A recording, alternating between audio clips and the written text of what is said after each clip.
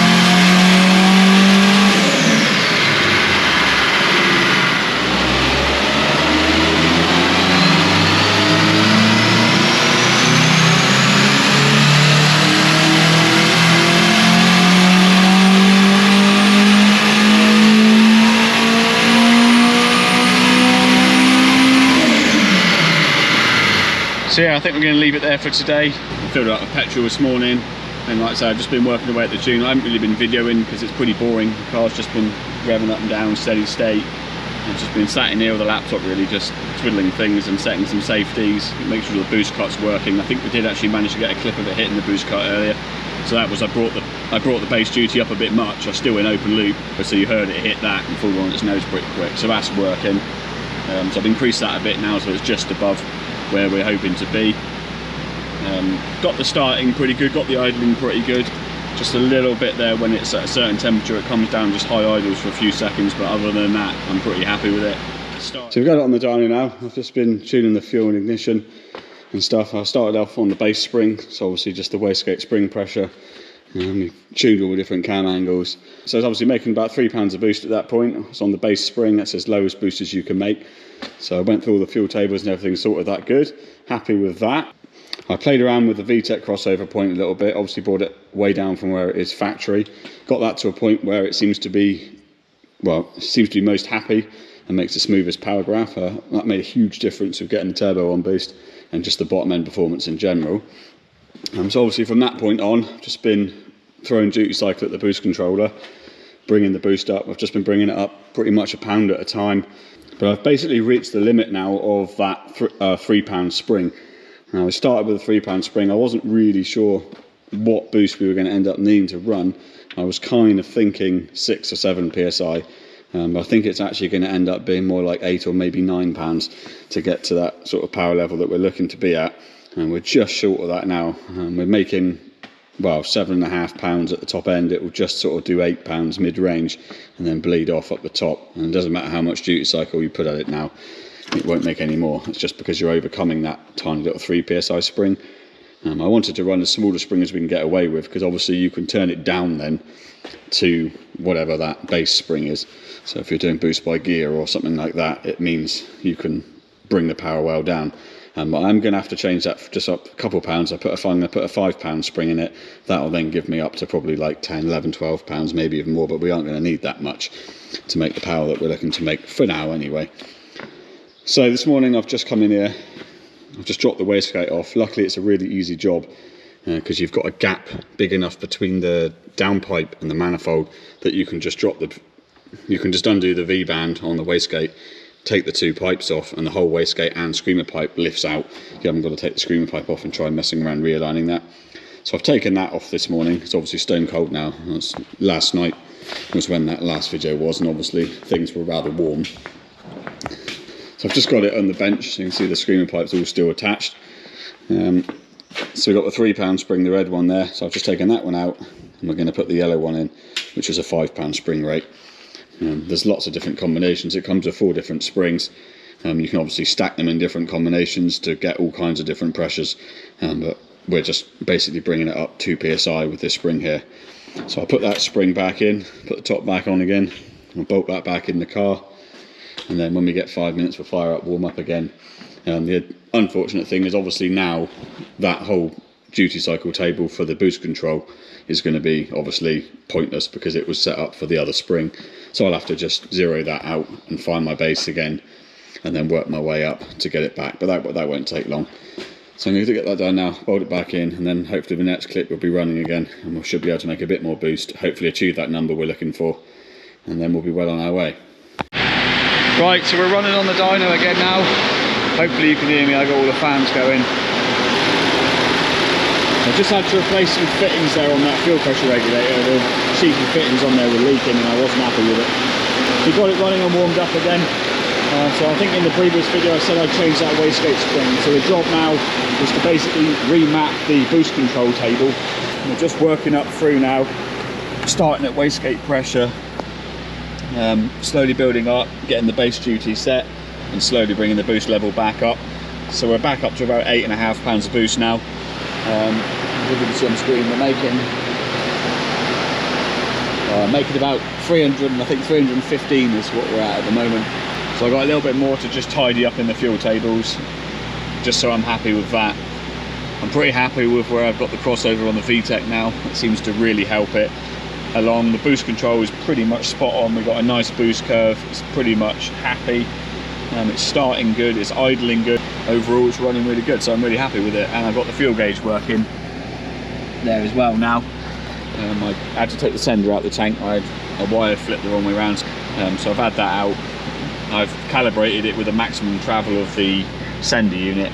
Obviously that's probably not actually correct because I imagine the sender doesn't actually travel from the very bottom to top extremity. So what we're going to do is pull fuel line off, leave the lift pump running until we run it out of fuel. That will then give us our voltage reading at 0% fuel, so we can then calibrate it. Then I can brim the tank again, set the high voltage, because I imagine at the moment it'll run out at sort of 10-15% and probably 80% is full, if you see what I mean, because I imagine the sender doesn't actually sweep from 0 to 100% when it's actually in the tank. It'll hit the bottom of the tank, etc. But anyway, it's giving me a rough idea, and we'll get that calibrated. I might as well burn the fuel as pump it out, is what I was thinking. So just doing a bit more mapping to use up some fuel. We've used about 3% of fuel in the last half an hour, so that's good. Like I said, it's not getting hot. Everything else seems to be working good. Just got the steering surround to put back in there and put that glove box cover back in as well. But yeah, it's going pretty well. We'll keep working at it and see what we end up with.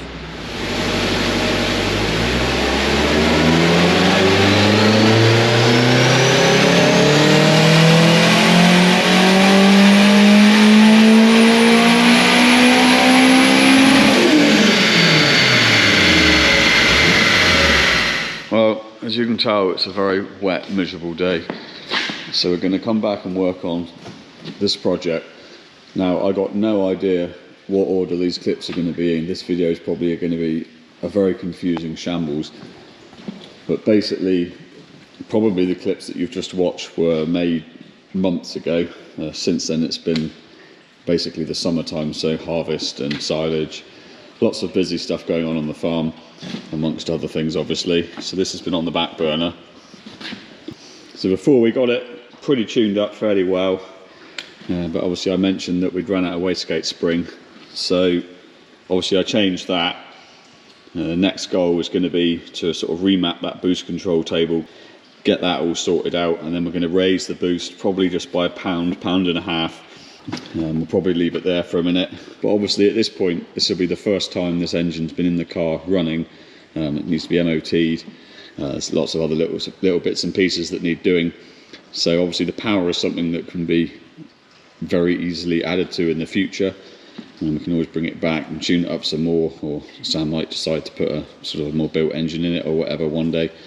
But at the moment I think anything over 300 horsepower as a starting point will be pretty epic. Obviously it was only around 200 horsepower before, but it's going to be a very, very different delivery of power. You've got a lot of rev range to use now, and I would actually say, well no, I wouldn't say, I would be certain that this whole combination is quite a bit lighter than what was in here before.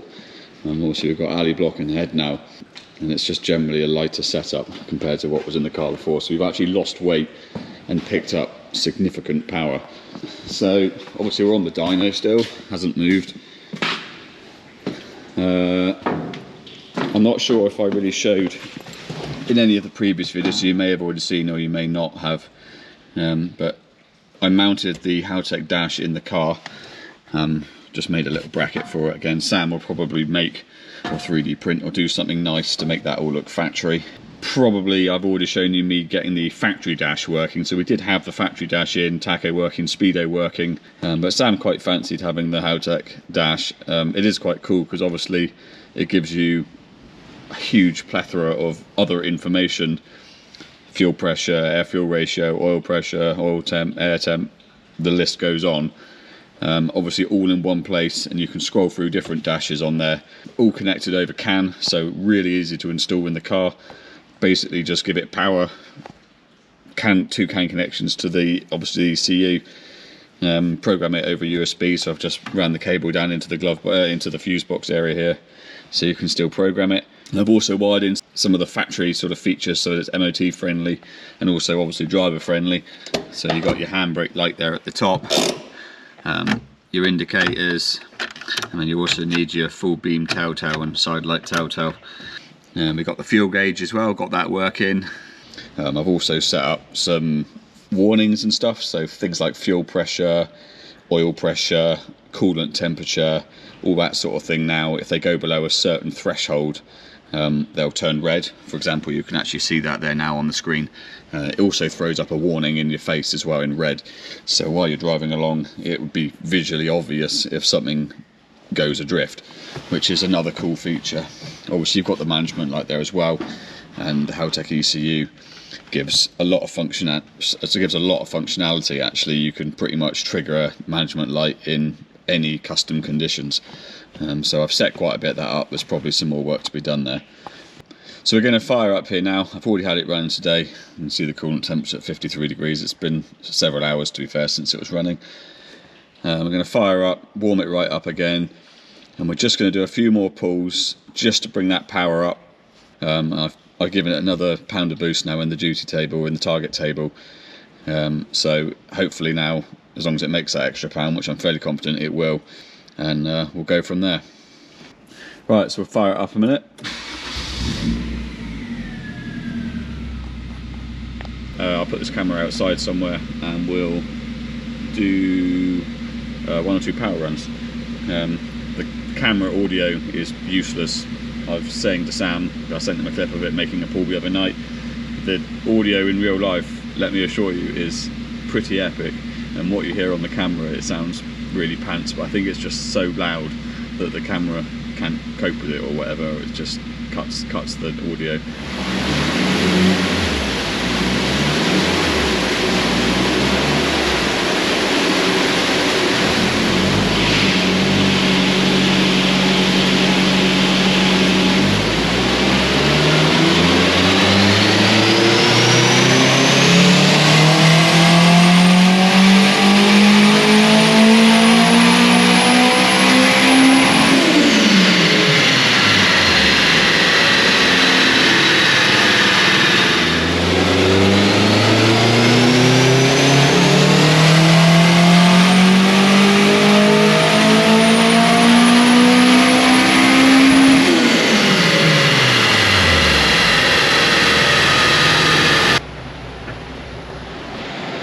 Right, just made a pull there now, you can see the graph.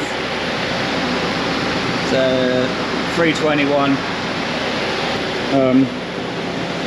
Just in the car, just pulled the log there at the end of the run.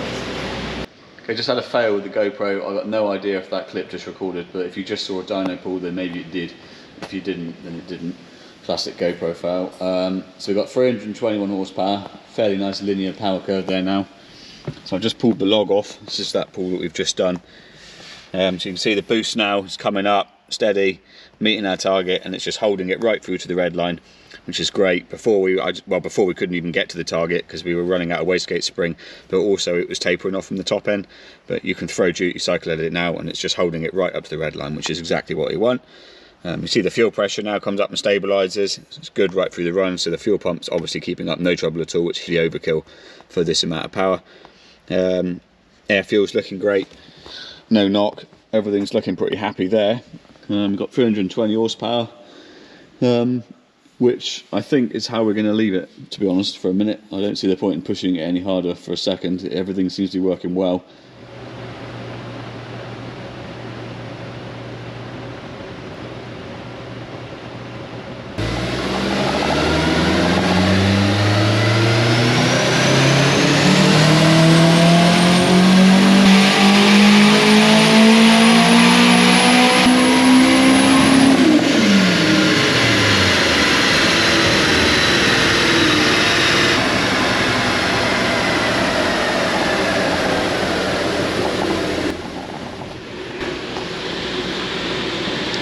Right, well, I think that's where we're going to leave it.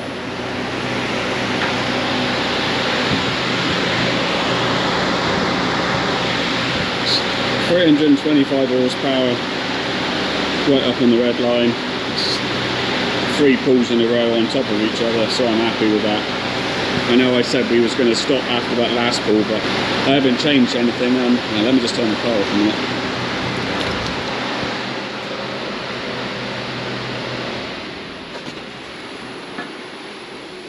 Extractor as well. Right, sorry, you can probably hear me now. So I've just done a couple more pulls. I haven't changed anything. I tightened down some of the engine protection stuff, so I just wanted to make a full pull so it saw all load sites to make sure I hadn't sort of put the protection too low, as in it would go into limp mode or sort of cut ignition or whatever during normal driving. So we've got 325 horsepower.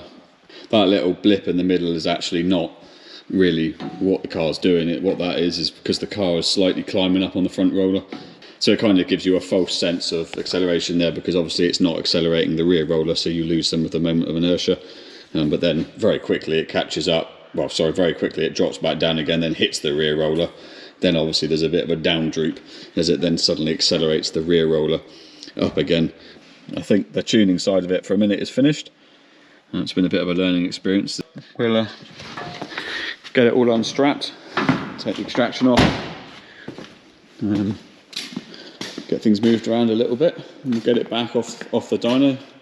Just the final bit is we'll put it back on the lift and just have a little assessment underneath, make sure we haven't got any problems, anything leaking or any interference problems, stuff like that.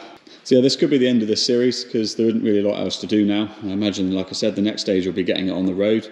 It might be that we get some video footage of that in the future. But Sam's got some jobs to do it now over the winter, so I expect this will be the final video on this car that you'll see. So if you've been watching along, thank you very much. It's been a bit different, I imagine, to the sort of normal content on the channel, but it is at least a Peugeot and a 306 at that, so it's fairly interesting. And it is firmly now at the top of the wall of boost, so I guess that does sort of mean that we might sort of need to get that going again, because I don't know how much I like the idea of a Honda powered petrol being at the top of the wall of boost. I don't know, maybe you can comment on that down below. There seems to be some interest in getting that going again. Yeah, anyway, thanks for watching. I do appreciate it, and hopefully it was interesting. Cheers.